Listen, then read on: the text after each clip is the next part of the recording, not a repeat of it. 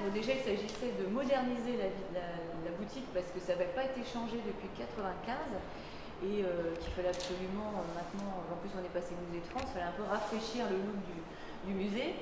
Et ça a été l'occasion vraiment de réfléchir sur l'habillage de la boutique, mais aussi sur ce qu'on allait y mettre. Et là, on a voulu créer différents espaces, et Karine, ça va pouvoir l'expliquer plus en détail. Alors, on a voulu vraiment créer des espaces bien marqués, parce qu'autrefois, dans notre boutique, on n'avait pas réellement un mobilier adapté, et donc on avait des espaces qui n'étaient pas très bien définis. Donc l'idée, c'est de créer un espace librairie, papeterie, carterie bien marqué. Il a vraiment sa place. Ensuite, on a un espace industrie de la mode et donc tout ce qui est coupe de dentelle visible. Autrefois, c'était assez tassé. Maintenant, on va avoir un réel espace. Bon, là, il est en cours d'achalandage, c'est en cours de montage. On va avoir un espace également ameublement consacré à tout ce qui est lié au napperon, à l'ambiance maison, les lampes, les chemins de table, les nappes, les pochettes. Après, on aura un espace consacré à la mode, les accessoires de mode, avec parfois des étoiles, des tops en dentelle, du vêtement. Et c'est pour ça qu'on a créé un espace cabine d'essayage qui n'existait pas autrefois, qui a été fait par Franck Bricou, qui est créateur couturier. C'est un de nos partenaires, on travaille beaucoup avec lui pour obtenir des produits finis. Alors beaucoup d'accessoires de mode, on va améliorer l'aspect accessoires de mode en présentant des mitaines, des objets, des produits finis, principalement. C'est pas anodin, si on l'a mis, c'est un motif de dentelle. Ce motif qui est ici. Et ce motif, il est vraiment lié à Caudry et à la dentelle et à la création liée à Caudry et au fait qu'on est très créatif ici au niveau de la dentelle, puisque c'est un motif de dentelle qui est un best-seller et pas des moindres, puisque c'est un motif qui a été créé par Jean-Claude Pluchart, qui est esquisseur en dentelle.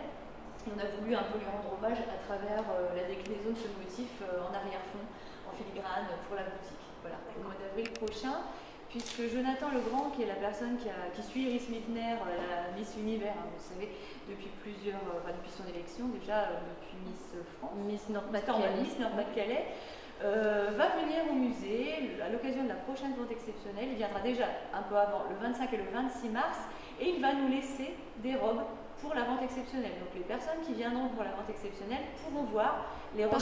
La nouveauté dans notre partie d'exposition permanente qui est consacrée à la fabrication de la dentelle Livers, ce sont des écrans tactiles que nous avons installés. Donc le but, c'est que les personnes, les visiteurs puissent rentrer dans les entreprises dentelières de Caudry, puisque ces séquences filmées ont été tournées au cœur des entreprises dentelières pour voir un peu les coulisses de la fabrication, puisque souvent les personnes souhaiteraient voir comment est fabriquée la dentelle dans les entreprises. Donc là, ils vont pouvoir pénétrer vraiment au cœur de la création. Donc comment ça fonctionne? Eh bien, pour créer une dentelle, il y a 4 grandes étapes. La création, la préparation des fils, la fabrication sur le métier Livers, que vous voyez derrière vous, et enfin les étapes de finition. Alors pour chaque grande étape, il y a des sous-étapes, puisqu'en fait, il y a à peu près il y a une vingtaine de professions qui interviennent pour la fabrication d'une dentelle, et vous savez que c'est très long et ça nécessite une main-d'œuvre hautement qualifiée pour faire une dentelle, hein. Entre 3 et 6 mois, de l'esquisse à l'expédition. Donc c'est toutes ces étapes-là qu'on vous propose de suivre, et c'est un petit peu un parcours à la carte, parce qu'en fait ici à Caudry, la visite guidée est assurée par des guides et par un préparateur tuliste qui vous explique vraiment de façon vivante comment est fabriquée la dentelle, donc qui fait fonctionner les différentes machines.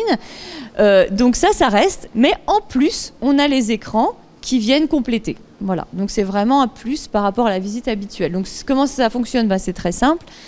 Par exemple, si on voit pour la création ici, donc c'est très simple. Vous voyez là, bon, pour la création, on a plusieurs sous-étapes. Il y a esquisser la dentelle, mettre en carte, percer les cartons. Et on a aussi une partie sur les lieux de tournage et les entreprises partenaires, puisque les visiteurs vont certainement vouloir connaître à quel endroit ont été tournées les séquences. Puisque pour ces films, toutes les entreprises dentelières, ou pratiquement toutes, ont répondu à notre notre appel. Et donc on a vraiment des films qui cumulent plusieurs entreprises au sein parfois même d'une même séquence. Vous voyez, on a vraiment voulu que toutes les entreprises soient représentées au bénéfice de la dentelle Livers. Donc en fait, pour arriver à tourner toutes les étapes de la fabrication de la dentelle Livers, nous avons été tournés dans les entreprises début novembre jusque mi-décembre et encore parfois au mois de janvier, parce qu'en fait, il fallait pouvoir saisir toutes les étapes quand elles se présentaient et que en 2 heures de temps, il n'était pas possible d'avoir forcément toute l'amplitude de l'étape. Donc, ça nécessitait beaucoup d'allées et venues dans les entreprises dentelières qui nous ont toujours reçus avec beaucoup de gentillesse et de patience. Donc c'est vrai que pour arriver à associer l'ensemble des gestes de la fabrication, ça a nécessité un certain temps de travail et de temps de tournage. On a une zone pour chaque étape: création, préparation des fils, fabrication, finition. Donc matériellement, ça va se présenter sous forme de claustras qui vont permettre à la fois de créer des espaces, de garder la lumière et une certaine transparence vers le métier Livers, et peut-être aussi d'isoler de façon plus sonore et confortable pour le visiteur. Mais ces claustras vont devoir être amovibles, parce que quand on est en vernissage, il faut que la salle soit complètement libérée. Donc il y a beaucoup de contraintes sur cette réalisation, à la fois esthétique et technique, et donc ça c'est quelque chose que l'on présentera dans un second temps, parce qu'il y a quelques ajustements encore à prévoir, plutôt au printemps.